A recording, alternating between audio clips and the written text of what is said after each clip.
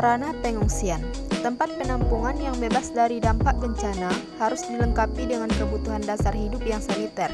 Tersedianya air bersih merupakan faktor utama lain yang perlu didahulukan, baru kemudian kebutuhan fisiologis lain, seperti pangan dan pembuangan ekstra yang harus tersedia juga di lokasi tersebut. 1. Pemukiman dan kesehatan. Kualitas permukiman bagi para pengungsi memberikan dampak yang besar pada kesehatan dan kesejahteraan. 2. Tempat bernaung jangka pendek.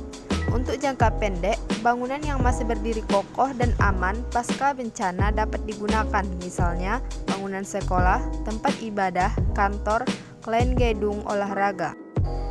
B. Pengadaan logistik saat kedaruratan bencana. Masa tanggap darurat dalam situasi bencana tidak akan terlepas dari pengelolaan logistik. Selain sebagai support kebutuhan utama masyarakat, terkena dampak bencana juga jaminan pemulihan fungsi sosial masyarakat. Pertama, sistem manajemen logistik dan peralatan penanggulangan bencana. Sistem manajemen logistik dan peralatan penanggulangan bencana merupakan suatu sistem yang harus memenuhi persyaratan sebagai berikut. A. Dukungan logistik dan peralatan yang dibutuhkan harus tepat waktu, tepat tempat, tepat jumlah, tepat kualitas, tepat kebutuhan, dan tepat sasaran, berdasarkan skala prioritas dan standar pelayanan.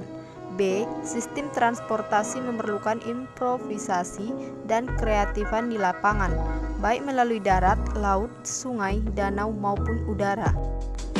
C. Distribusi logistik dan peralatan memerlukan cara-cara penyampaian khusus, antara lain karena keterbatasan transportasi, penyebaran kejadian, keterisolasian ketika terjadi bencana. D. Inventarisasi kebutuhan, pengadaan, penyimpanan, dan penyampaian sampai dengan pertanggungjawaban logistik dan peralatan kepada yang terkena bencana memerlukan sistem manajemen khusus.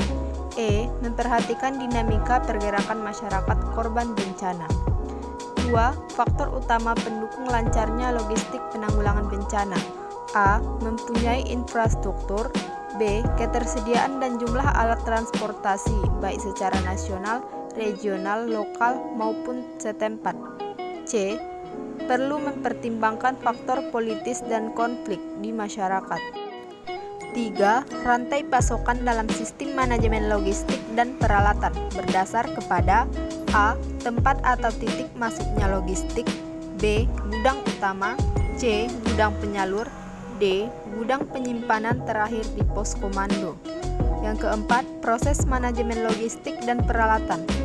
Proses manajemen logistik dan peralatan dalam penanggulangan bencana ini meliputi 8 tahapan yang terdiri dari A. Perencanaan atau inventarisasi kebutuhan. B. Pengadaan atau penerimaan. C. Pergudangan dan penyimpanan. D. Pendistribusian. E. Pengangkutan. F. Penerimaan di tujuan. G. Penghapusan. Dan yang terakhir adalah pertanggungjawaban.